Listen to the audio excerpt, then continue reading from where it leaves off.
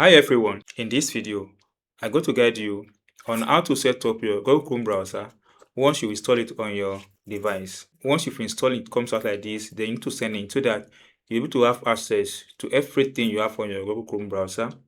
You'll be able to connect all your devices together. So click on this sign in button.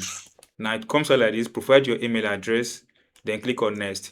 Provide your password in the space provided here. Click on this UI icon to fill your password.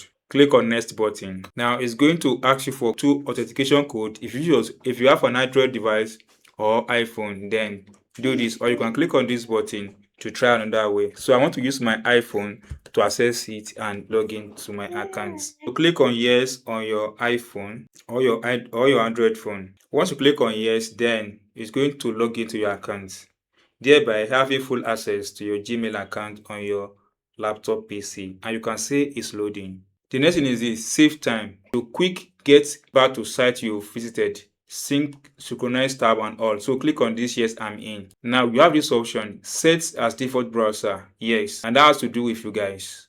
And that's all. You've been able to log into your Google Chrome browser for the very first time once you download it from the other websites. How was it? If you enjoyed this, if you have not subscribed, please subscribe for more updates like this.